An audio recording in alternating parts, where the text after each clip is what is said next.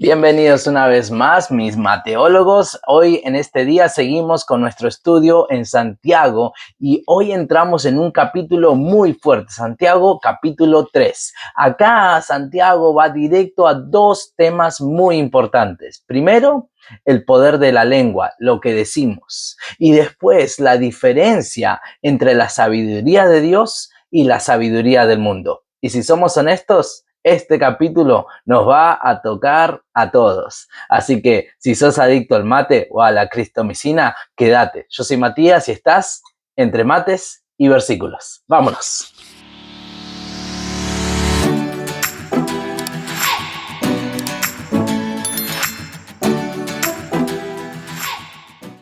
Bueno, antes de meternos de lleno en el tercer capítulo de Santiago, si estás siguiendo esta serie y has visto los dos videos anteriores donde expandemos sobre el Santiago 1 y Santiago 2, vale la pena entender un poco el contexto de esta carta. Creo que para poder entender mejor a quién le está escribiendo, cómo está escribiendo, cuándo está escribiendo Santiago esta carta, tenemos que entender primero ¿quién es Santiago?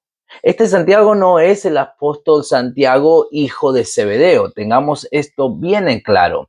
La mayoría de los estudiosos coinciden que el autor es Santiago, el hermano de Jesús. Esto lo cubrimos en el primer video.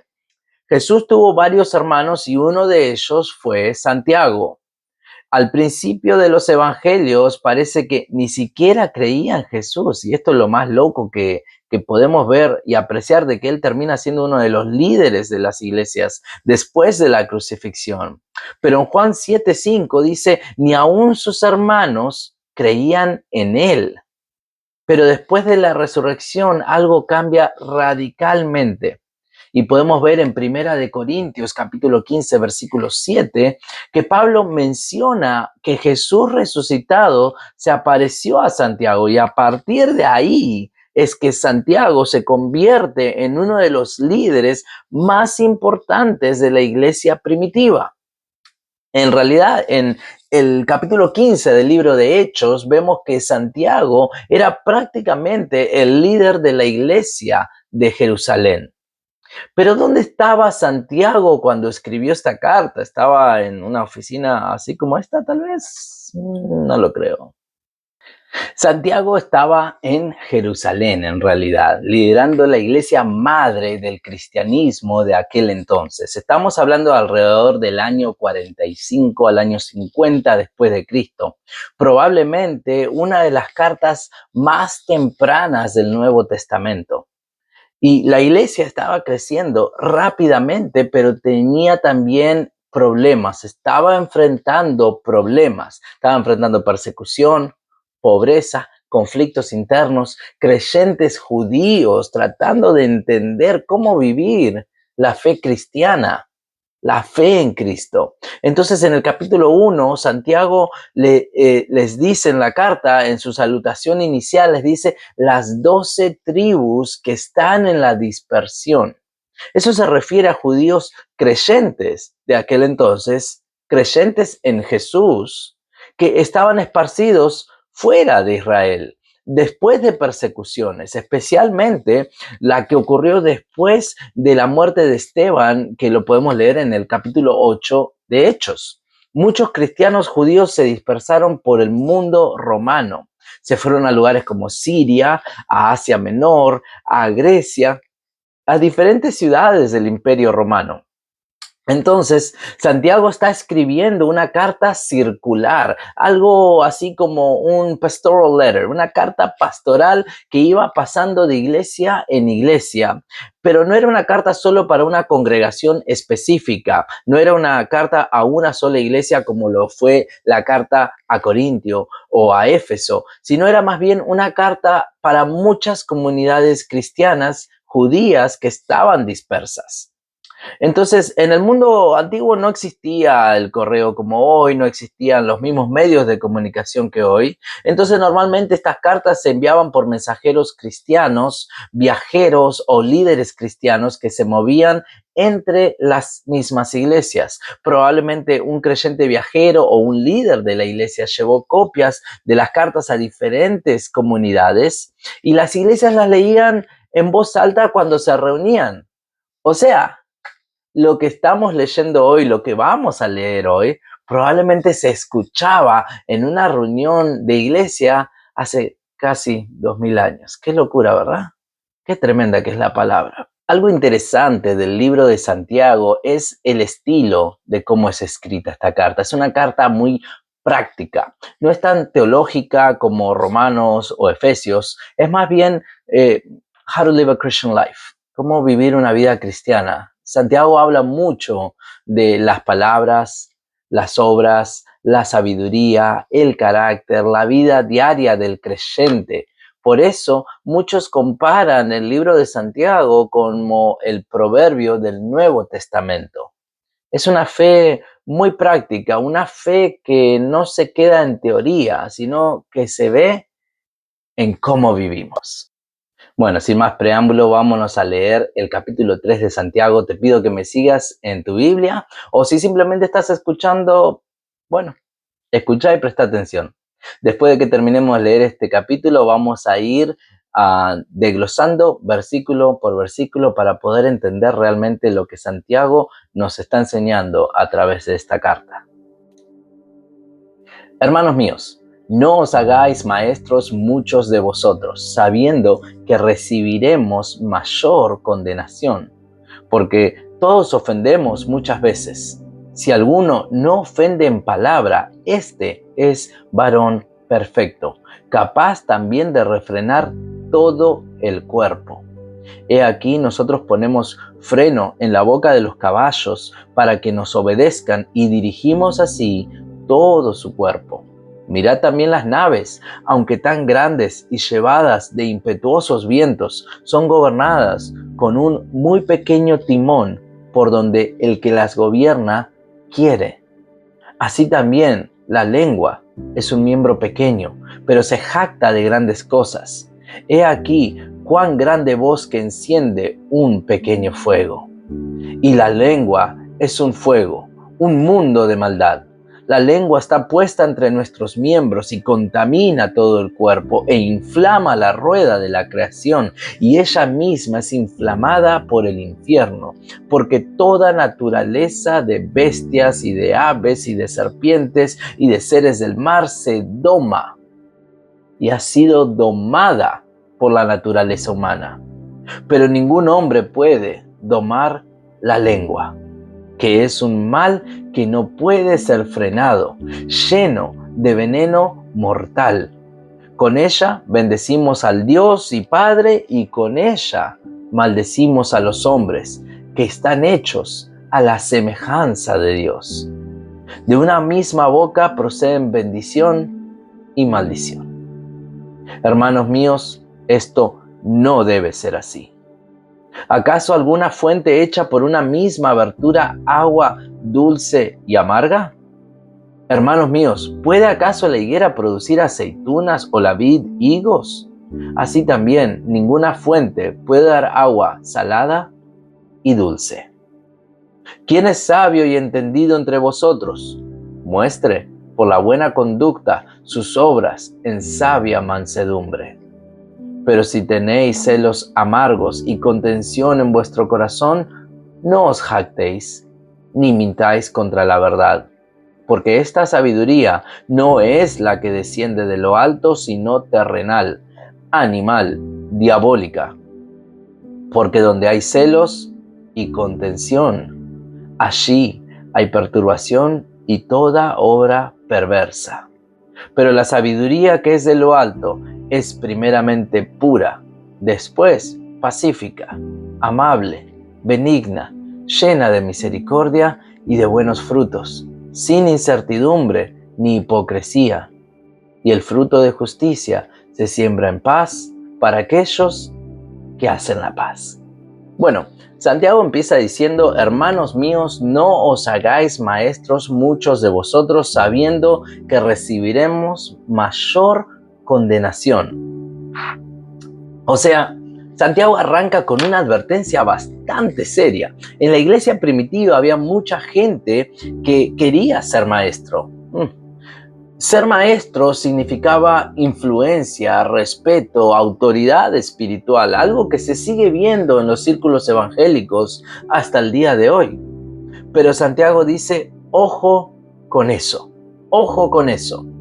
porque el que enseña la palabra de Dios tiene una responsabilidad mayor delante de Dios. Jesús dijo algo muy parecido en Lucas 12:48: a todo aquel a quien se haya dado mucho, mucho se le demandará.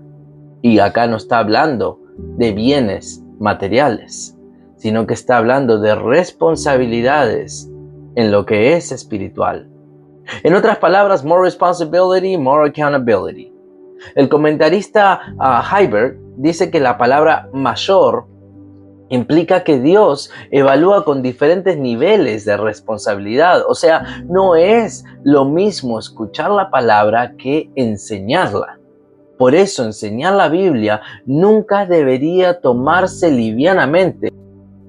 Y hago un paréntesis en esta parte clave, porque la advertencia va para los que enseñan la palabra, les dice las responsabilidades que va a cargar este rol, pero también debemos nosotros como hermanos, hijos de Dios que nos congregamos en una iglesia, respetar aún más a aquellos que han sido llamados a ser pastores y maestros nuestros en el Evangelio, ya que la responsabilidad que ellos están asumiendo es una que nosotros no queremos asumir ni queremos llegar a tener que tener. Así que si tenés un buen maestro, si tenés un buen pastor, respetalo, honralo y apoyalo en la obra. Por eso, mis hermanos, enseñar la Biblia no se debería tomar livianamente. No es un hobby espiritual el enseñar la Biblia. Y después Santiago dice algo muy honesto, porque todos ofendemos muchas veces. Santiago se incluye a sí mismo en esta parte. Dice: nadie es perfecto. La palabra que usa para ofender no habla de una caída definitiva, sino de tropezar, de resbalar en el camino. Todos tropezamos, pero después dice algo bastante interesante: si alguno no ofende en palabra, este es varón perfecto. No significa una perfección absoluta. Acá Santiago no está tratando de exaltar la humanidad perfecta, pero sí está hablando de una madurez espiritual, porque el que logra controlar su lengua probablemente también tenga dominio sobre muchas otras áreas en su vida. Para explicar esto de otra mejor manera, Santiago usa dos ejemplos muy claros. Y creo que esta es la importancia de la enseñanza expositiva. Dejamos de que el texto explique el texto. Yo no tengo que venir y asumir nada, dar un ejemplo, crearme una fábula para poder explicar el punto de Santiago. Santiago acá mismo, en el mismo texto, nos va a explicar con peras y manzanas a lo que se está refiriendo.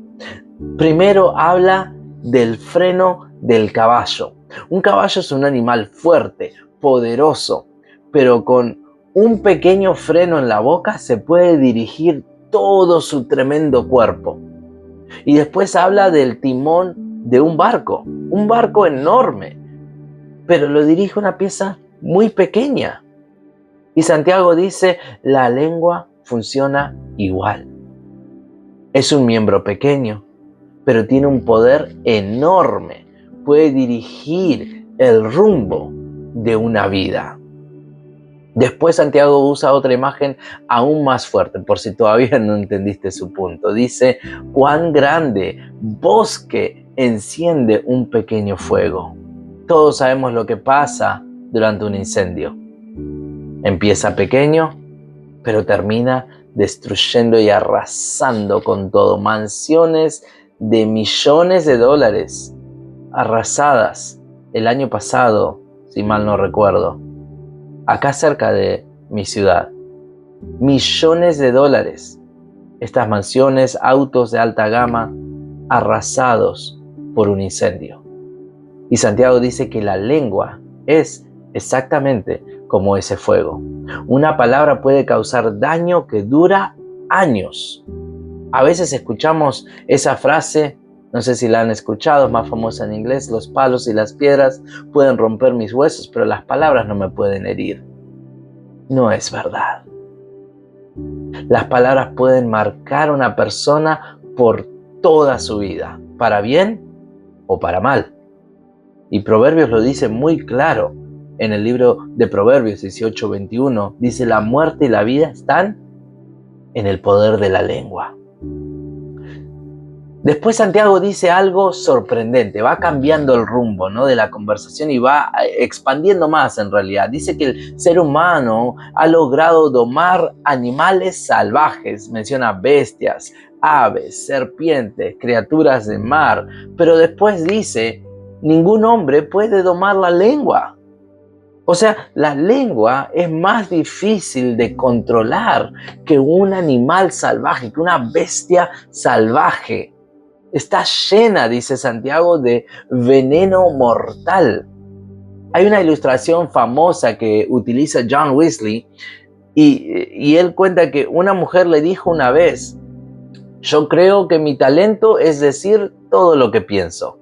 Y Wesley le respondió: creo que a Dios no le molestaría que entierres ese talento. Decir todo lo que pensamos no es sabiduría, mis hermanos. Muchas veces es simplemente veneno saliendo por la boca. Es groserías disfrazadas de honestidad. Es veneno saliendo por la boca. Después Santiago señala una contradicción muy común que la vemos hasta el día de hoy. Dice que con la lengua bendecimos a Dios y maldecimos a personas hechas a imagen de Dios. Y dice algo muy directo: hermanos míos, esto no debe ser así. Pónganle freno a estas acciones, pónganle freno a esta actitud. Después usa ejemplos de la naturaleza. Una fuente no da agua dulce y amarga al mismo tiempo. Una higuera no produce aceitunas. Un árbol produce frutos según su naturaleza. Jesús enseñó exactamente lo mismo en Mateo 12:34, donde dice: de la abundancia del corazón habla la boca. Las palabras revelan lo que hay en el corazón. Y en la segunda parte del capítulo, Santiago va cambiando de tema. Ahora habla de la sabiduría. Ojo acá. ¿Quién es sabio y entendido entre vosotros? Pero la respuesta es interesante. No dice el que sabe más. No dice el que más años tiene. No dice aquel que ha pasado por más engaños. Aquel que ha superado más pruebas. Dice: muéstrelo por su buena conducta. Muéstrelo por su buena conducta. La verdadera sabiduría no se demuestra con palabras, sino con una vida transformada.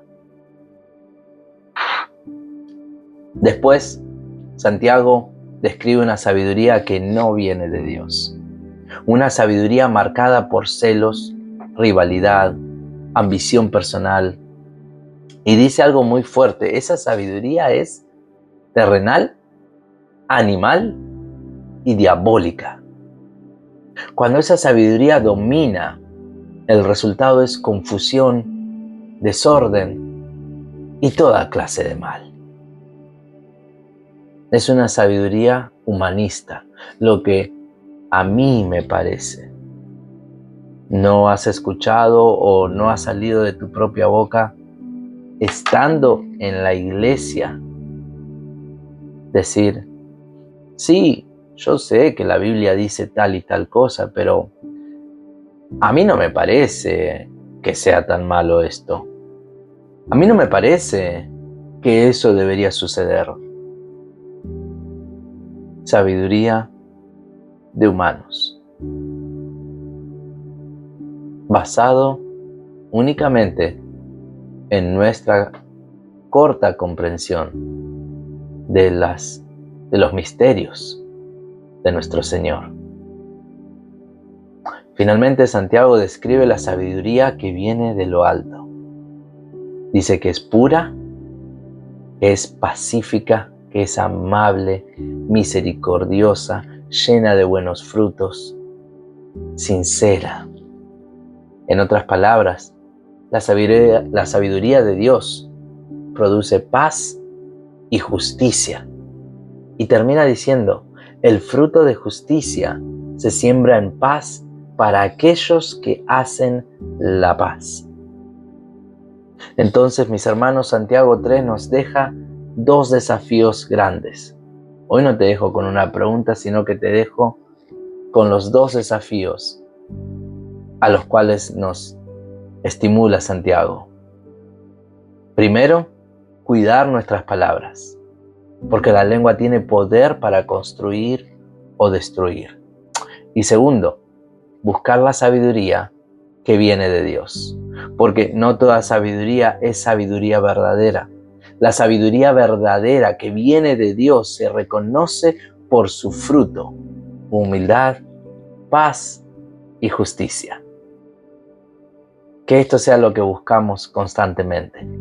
Que todo lo bueno, que todo lo agradable, que todo lo de buen nombre sea lo que busquemos nosotros día tras día. Así que si el día de hoy has sido bendecido con este estudio, te pido que lo compartas con alguien.